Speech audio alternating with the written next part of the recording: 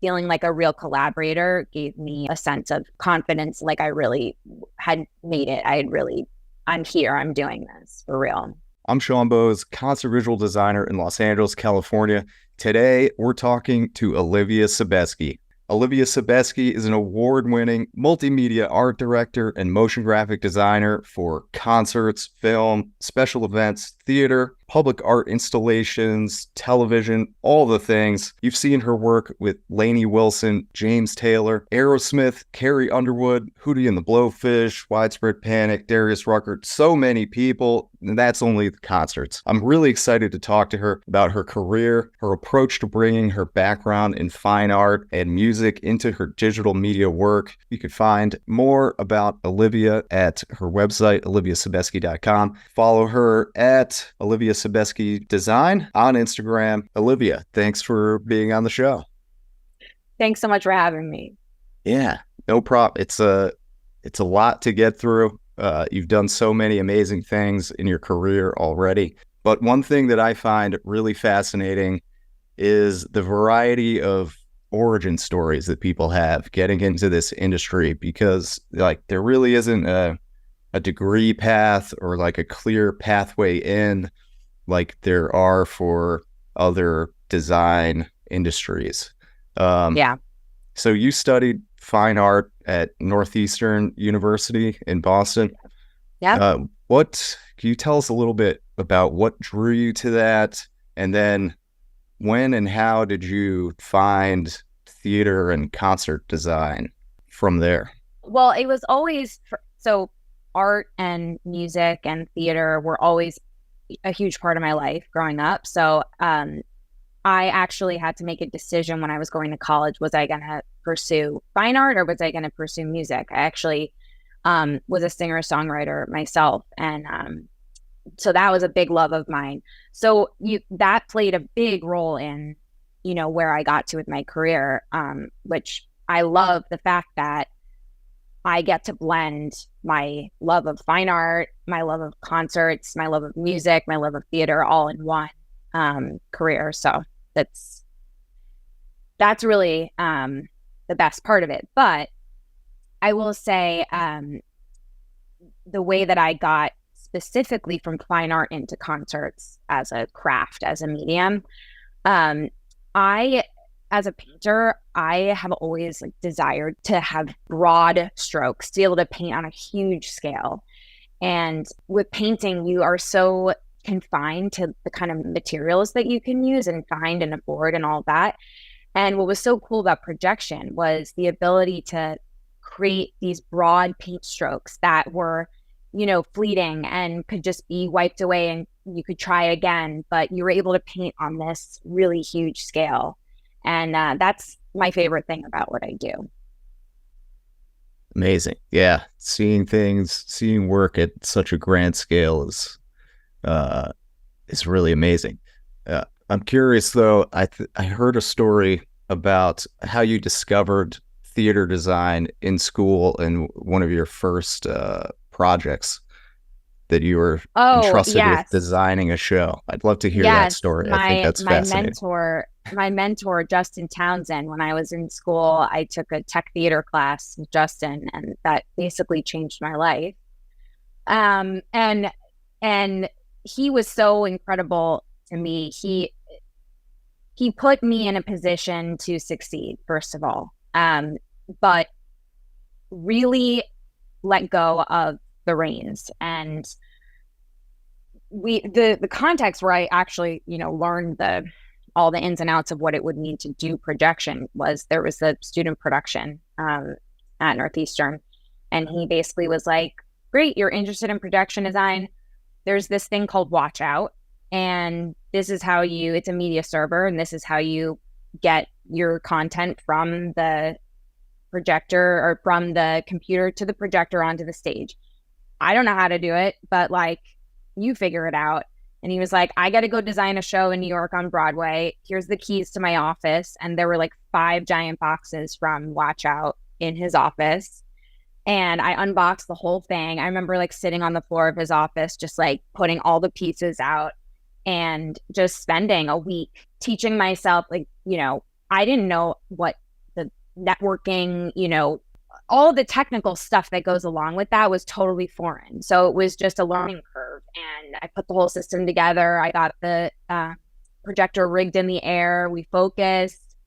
And it was just trial by fire. And it was the most empowering thing he could have done for me, because not having anybody to lean on to ask questions and figure it out, it was just like I felt so much pressure to do well for him that it just drove me to just learn it all and become an expert at all of the things. So amazing. I love that. There's nothing like being thrown in the deep end and you have to swim. Yeah. And the greatest thing too is actually he just came to see my invited dress for Melissa Etheridge a month ago. And it was we had this awesome picture of him and I. Also, my great friend Joey, who was also a student of Justin's, who came on to help me on Melissa. And it was just so funny. I said to Justin, I'm like, I feel all of a sudden like I'm, 19 again with you being in the room with me and seeing my work. And it was just a great moment. He expressed how proud he was of me, and it was really cool. It was really cool to have him visit on my Broadway show after, all the things he had taught me for so many years. Wow. That's so cool. Yeah. So I'm just going to move a little bit along the timeline. You're entrusted to do the show when you're in school. What happened after school? How did you start getting opportunities and finding opportunities? Was there something that you did? Was there a connection that you made in school? Were you marketing yourself in a specific way? Because you did a bunch of theater design right out at the gates, it seems like. Yeah, well, I actually started working while I was in school, so that set me up. And the way Northeastern, the culture of that school was very much like you work and you learn at the same time. And I actually had a full-time job at a contemporary art gallery while I was in school. And I was also assisting Justin. And I took a couple of assisting jobs with him as a scenic assistant. And that's where I really started to learn about professional projection design. And I would, basically sit behind the projection designers that Justin was working with on these shows and realize that a lot of the programs they were using, I knew them and I could, familiarize myself with all of that. So, and then I started assisting those designers, from that relationship, I was able to get some assistant gigs with that. And it just quickly snowballed. As soon as I graduated, I was already designing professional shows in Boston, and then immediately had to move to New York to assist for Wendell Harrington on a Broadway play. So, at that time, it was just the beginning, I would say just a couple of years into projection design, just really becoming a big part of theater. And I was lucky enough to start assisting some really great designers and work from there. Yeah, starting in school with a great mentor, working while you're in school, and transferring those relationships into more and more, and also riding this wave of projection as a trend in the industry that you knew how to do. Yeah. Amazing. Love that.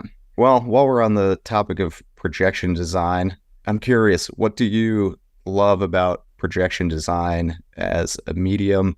Because you work across all kinds of display media. How do you think about projection differently, and what do you love about it?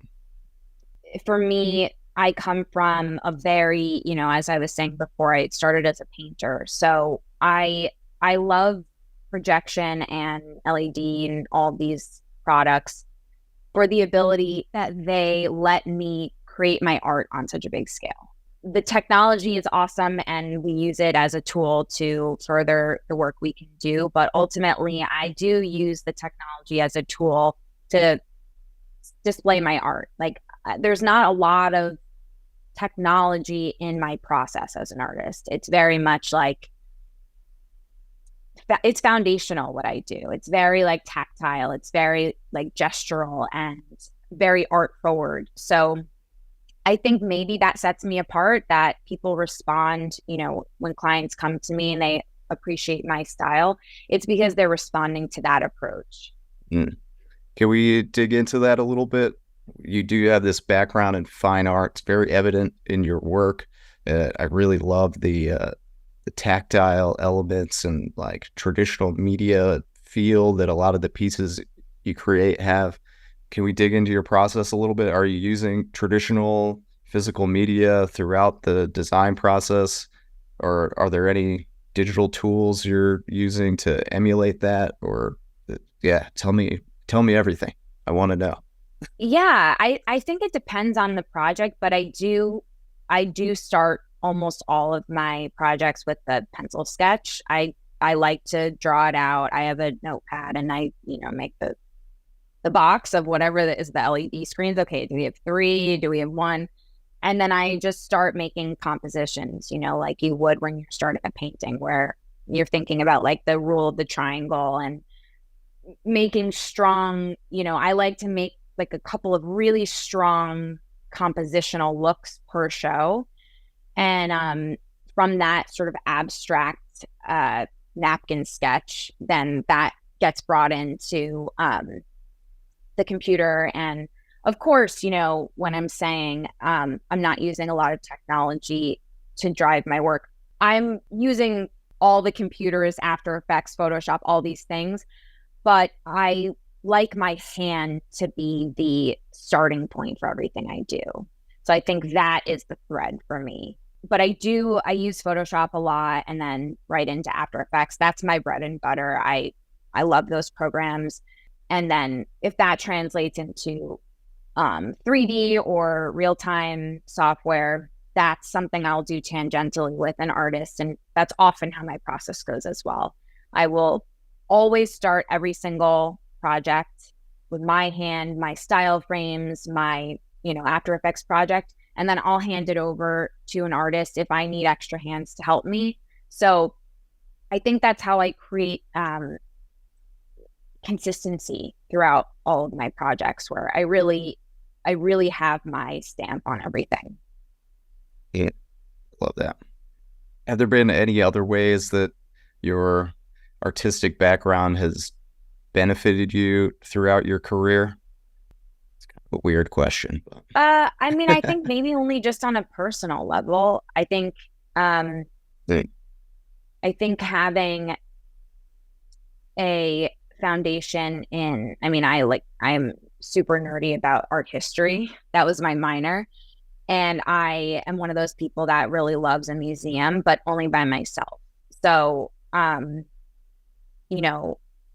every couple of months or so, I wish I could do it more, but I take myself on an art date and I go and walk around a museum and, take note of some pieces. I'll go visit pieces that I'm familiar with, or I'll see something that I've never seen before. And I think that relationship with art fuels me in a way that it's just different than consuming theater or concerts.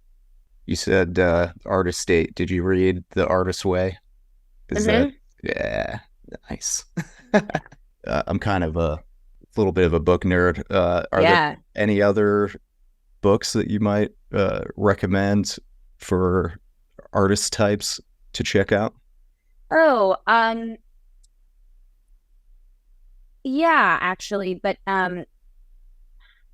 it's so particular for everybody's interest. I have this huge, I love Robert Rauschenberg, so I have this huge like art print book of his. And if you're familiar with his work, there's a lot of like this like screen print collage style in what he does, not even just when he does the assemblage art, but also painting. And I'm super influenced by that. I think it would be interesting for projection designers to see that work for many different reasons. Yeah. Yeah. Oh, it's amazing. You could definitely, I'm thinking back to your portfolio right now. I'm like, oh yeah. Okay. Yeah. I see some of that. Awesome. Thank you for the recommendation. Going to jump around a little bit. We talked about the beginning days. you're working at school, you're getting more and more opportunities. Was it always that easy? Oh my God, no. No. I mean, a career in theater, in concerts as a freelancer is always going to have some ebbs and flows. Like there's that saying, it's feast or famine, right? It's always going to be, you have 3 amazing projects that are happening at one time, or you have 4 months where there's nothing happening. And then on the other hand, you could also have lots of projects, lots of opportunities coming in, but they're not always going to be able to support you financially. So those are all challenges. And I would actually not describe my experience coming up in the industry as easy at all. Yeah. You're laughing at me. No, I relate to that so much. It's a coping laugh, I think. Yeah. The feast or famine thing. Is there anything that you do to either with your studio or with your mental health coping skills to deal with that? So I think it's really important for designers to always have their own work, their own side projects, personal projects. It's always going to be tough if you have a lull. There's no question on that. But I mean, my animator, one of the animators that works with me, Spencer, he would laugh at me saying this, because we always joke about when there's a lull, it's the best time to update your portfolio. But we literally we always joke, I'd rather just throw my computer off the building than actually do that, because it's the worst thing ever. But that would be my advice that I would take, that I don't take myself, would be, using those lulls to update all your stuff and work on personal projects.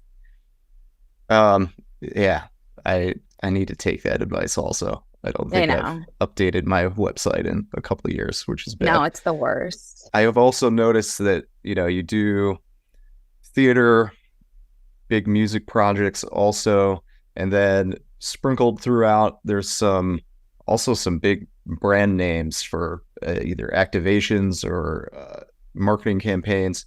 Is that diversification also a strategy for kind of coping with the ebbs and flows of the live industry? Yeah, I think that was definitely one of the tools that bolstered me throughout my career, was having opportunities through specifically this company called Production Glue. I still work with them. But I would do, 4 or 5 gigs with them a year. And not only was it a bolster for finance, for financial reasons, to be able to pay my rent, but it was kind of helpful to have this touchstone into a more, normal person kind of job.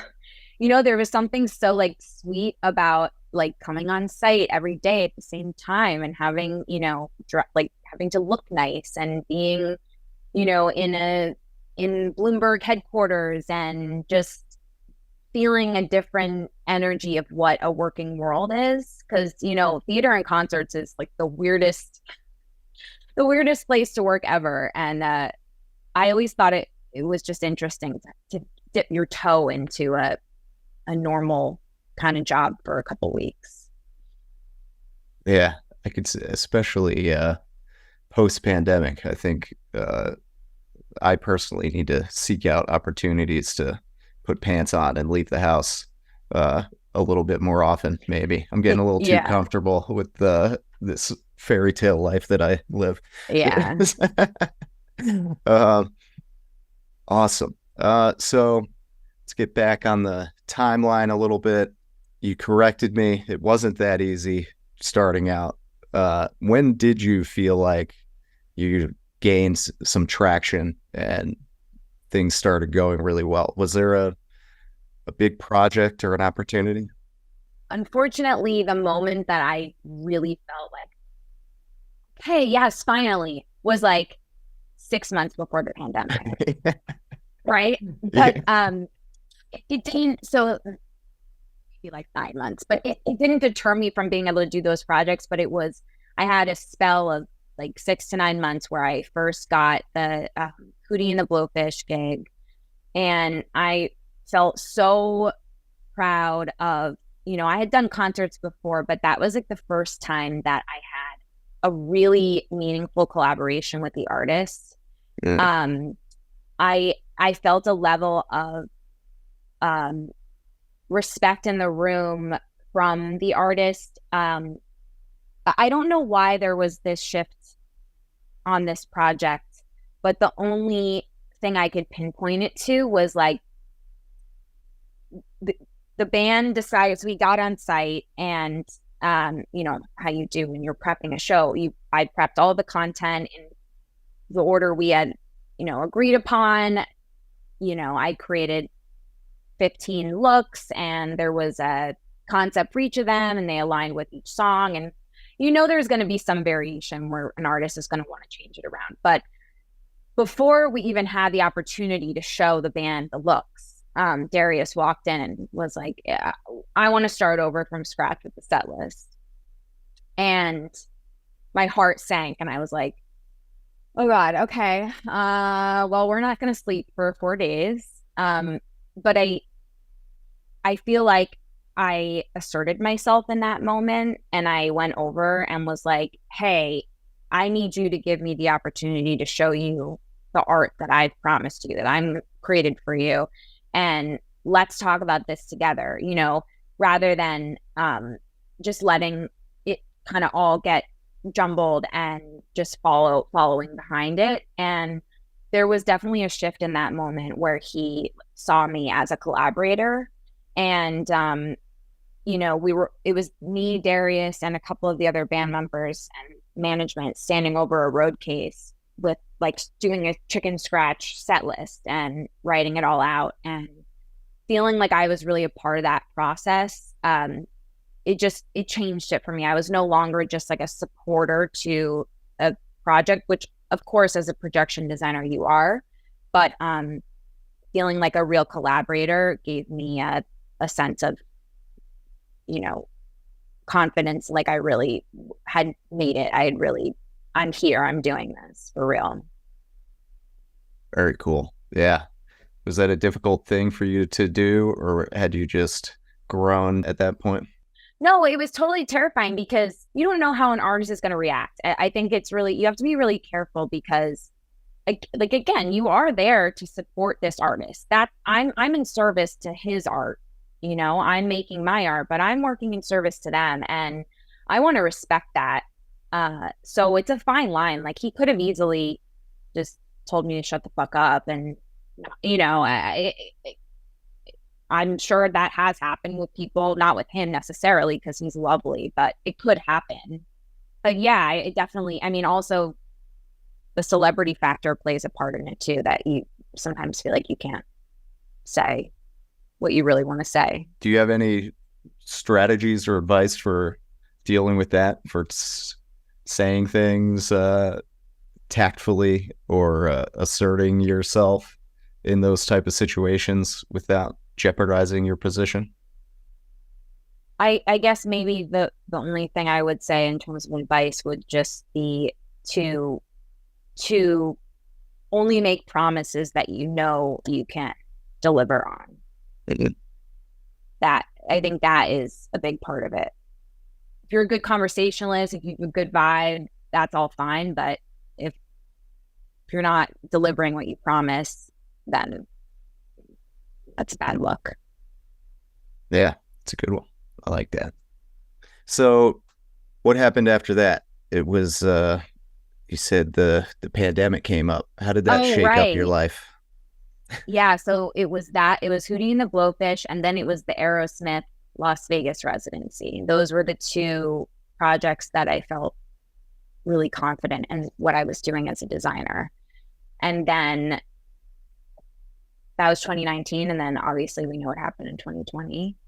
So I think I had the same experience as a lot of people in the pandemic. I, had nothing going on and did a lot of reading and a lot of painting. And I looked into a lot of I know that there was a lot of work being done with the digital, like Zoom stuff. And I think we all tried to do that. I didn't really have any sort of, unique example to be proud of during the pandemic, other than just surviving and trying to have a positive attitude. Yeah. Do you think your diverse set of skills helped you through that time? Were you able to pivot to other industries or? No. No. No. If anything, it made me feel like a worthless loser who wasted a lot of time working in an industry that didn't matter anymore. Truthfully, that's how I felt. I had a lot of breakdowns where I was like, I have worked so hard at what I do, which requires me to be a generalist.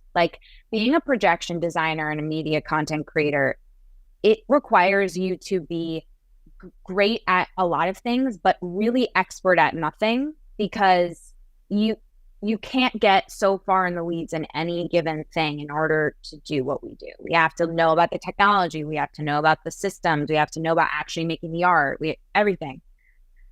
So, trying to apply for gigs at that time, I definitely sent in applications for, animators at studio, or, to be an animator for studios, for graphic design, whatever. And everybody who interviewed me was like, you are probably overqualified, but you're not specific enough on what this role is that we're looking for. We're looking for a, motion graphics, rotoscope artist who does this and that. I'm like, yeah, I can do all those things. They're like, no, but we want to see 5 years of examples of doing just that. I'm like, well, then can't do that. So that was really hard. Yeah, that was really hard. Yeah. Wow. Thank you for sharing that with us. I just completely relate to that. I struggle with that idea so much that I feel like I'm spreading myself too thin, but I also feel like I have to, I'm behind. There's not enough things that I know in order to stay relevant in this industry. So it's tough. It's a tough balance. It totally is, because you can't know everything. So I think that's also why there's so much value in, creating strong collaborations and working relationships with artists who you trust, because the more you can share knowledge, the better. And, and that's what I'm all about, that. I'm I feel like the more we can pay it forward to each other about looping each other in on things versus it being, competitive, that's my MO at all times. Yeah. This might be a little bit of a tangent, but that idea kind of reminded me of it. You've also done some teaching along the way. Can you talk about that experience and what your philosophy is on teaching, or what your experience was with doing some teaching along the way? Yeah, I taught for 4 years at the New School in New York. And wow. I taught 2 different classes, but mostly I was teaching freshmen in college and doing a foundational motion graphics projection design class. And it was one of the hardest jobs I've ever done, but equally as rewarding. I really actually wound up loving it. To be totally honest, I am not somebody who would consider, I don't consider myself to be a very comfortable public speaker. I don't love to be the center of attention. And getting up in front of a classroom of students was honestly one of the scariest things ever, where you're like, okay, hi. And then you have to get them to, respect you, but also feel like you're approachable. And that's really hard. So I give a lot of credit to people who are teaching full time and who do it well. And yeah, but I actually, my biggest pride about teaching at the New School is how well my students have done and continue to do. So I hear from them all the time, and I've hired a bunch of them. A lot of them are working for me right now, actually, on different projects, and that's the coolest thing. Yeah. Oh, that's amazing.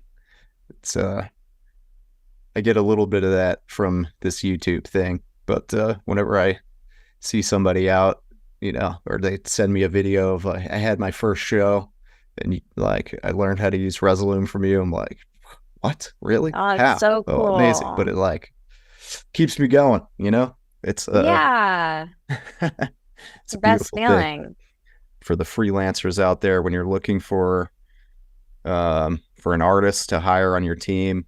What sort of characteristics or things are you looking for that make people a good fit for your studio or for this industry? Well, I'll go back to saying the generalist thing. And this is tricky because it doesn't always apply. Like on certain projects, I might hire a very specific type of artist, like hand-drawn animation, like traditional cell animation, or a 3D, artist who can do like hyper-realistic textures. But most of the time, the biggest asset to me is somebody who knows a little bit about a lot of things, is super proficient in After Effects, Photoshop, and has a toe dipped in some 3D stuff. But most of all is just kind of down for whatever and willing to try things and experiment. And yeah, that's the best teammates I have. Awesome. What are the predominant tools and things that you're using in your studio these days? Is there anything that you guys are sort of excited about technology wise? Yeah, actually, we were just talking about, I don't know if you've heard about that Unreal is developing like an After Effects competitor. Yeah, the what is it called? I forget, Project something, but they're motion graphics tools that are amazing. I'm very excited about that because there's a box right there. It has a new Mac Studio in it. I finally sort of upgraded all my machines and it's great, but I'm also holding my breath because I know that Adobe and, the hardware that's available to us doesn't always play exactly as it should. Like, even though I have the most souped up Mac Studio I'm about to set up, it might not mean that After Effects performs exactly the way I hope it will. So, yeah, After Effects is letting a lot of people down recently. But there's not really a great alternative. So I'm excited about that as well, because it's kind of a Cinema 4D plus After Effects combo in real time inside Unreal. I don't know what the crux of that issue is, though. I don't know if it's Adobe or Apple or what. I'm not sure. Like, I don't know who is really the pinpoint on that, but yeah, it's a little bit of Spider-Man meme going on. It's like, is it Maxon? Right. Is it Adobe? Is it NVIDIA? They're all just pointing fingers at each other. And nobody's making it better. I know. It's tough life, tough world. You just want everything to be real time. Yeah. Soon, one day, Epic Games will rescue us all. Right. Take over the world. All right. Let's jump to present day. I want to hear about Lainey Wilson. She just put out a tour. Yeah. She's nominated for all these awards. She just won like 5 CMA awards. It's incredible. She's really on fire. It's awesome. Blowing up. What is life like at the top like that? Working with, you'd have to ask Lainey. Yeah, working with the hottest artist on these this amazing tour. Tell us about that project. It's been so great. Honestly, working with Lainey and her team has been one of the most rewarding and successful professional situations I've ever had. It's really it comes from the top down. Lainey, first of all, trusts every single person on her team to do what they need to do. Her manager, Mandolin, is like from day one, and the creative director, Cece, they were all like, we love your art. We trust, that what you're doing. And, obviously we had many conversations about the direction of everything, but they really trusted me to do what I knew how to do. And it was so successful. The content looked so amazing, and Lainey loved it. And it was just fantastic.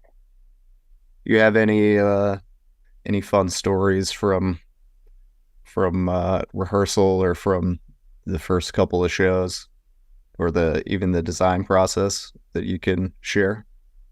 Well, I honestly have to say my favorite moment in that tech process and with that show, going along with what I'm saying with how the management and everybody trusted the creative, there was this one look that I built that for this one song. So the screen was a little bit elevated off the stage, and there's a series of road cases and then a stairway that goes up so she could stand like right at the top of the screen.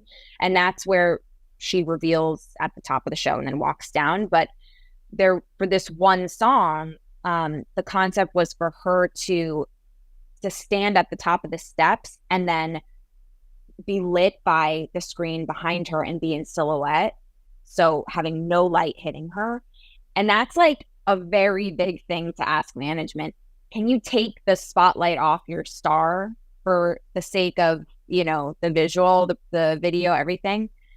But everybody was on board with it, and it looked so amazing. She's got the guitar and she's in silhouette playing this like super funk inspired song, and I've got these like undulating shapes like framing her like right around her like this.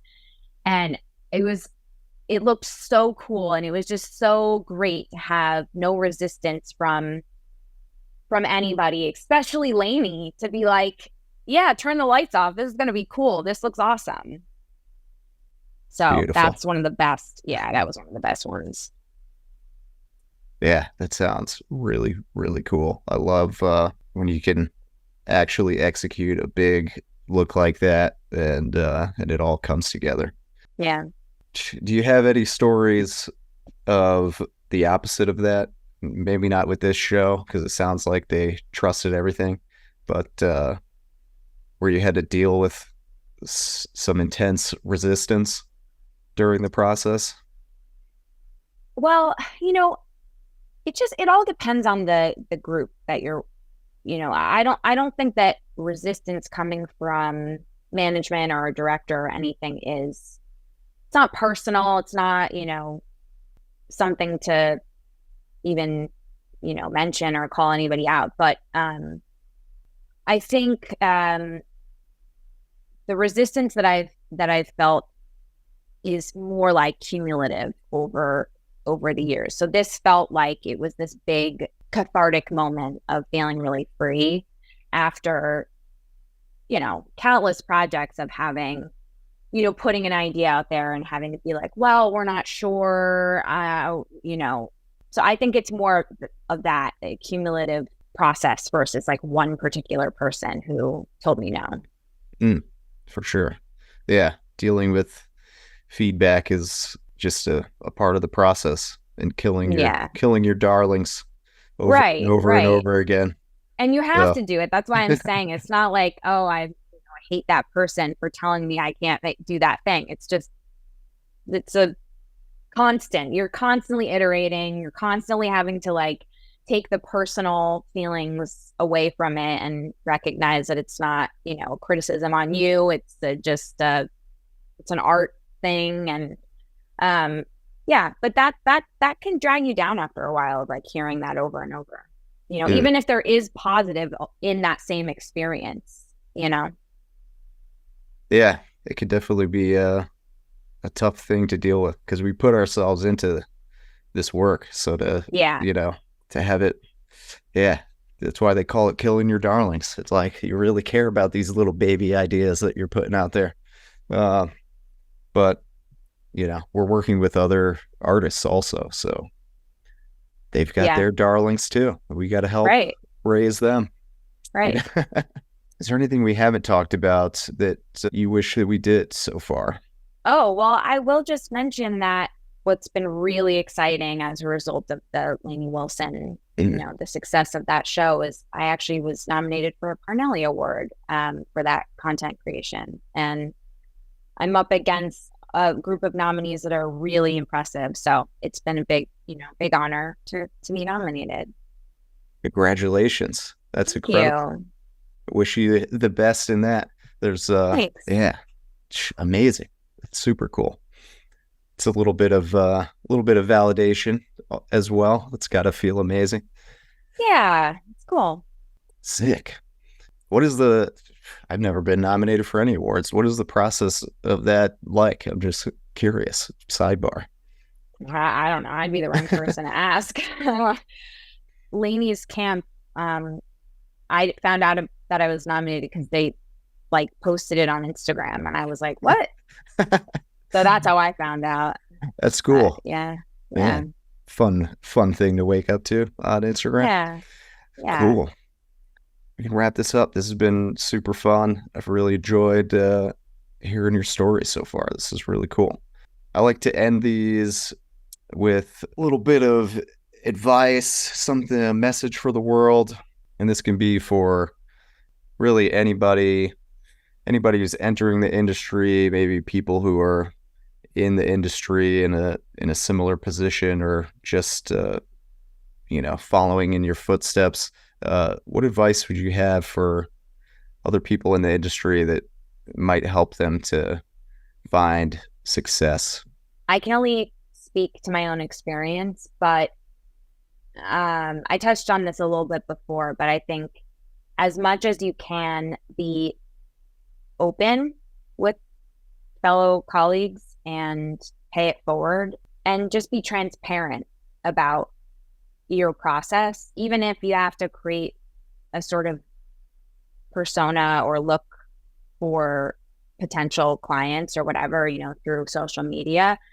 I think being authentic and being transparent with people who are doing the same thing is really important, because the worst thing is feeling like you're the only one who has doubts or questions or challenges. And it's been really great to lean on and hear from people throughout my career and really understand that it's a universal experience. Nobody's really having it super easy. Awesome. Well, thank you so much for doing this interview. I think that these interviews sometimes have that effect for people also. They getting to hear stories like yours and the things that you've gone through and the things that you've done helps people to find their way in this industry. So thank you so much for doing that. Thank you. You can find more about Olivia at her website, oliviasebesky.com. Follow her at Olivia Sebesky Design on Instagram. Links in the description. Check Olivia out. She's amazing. Thank you so much.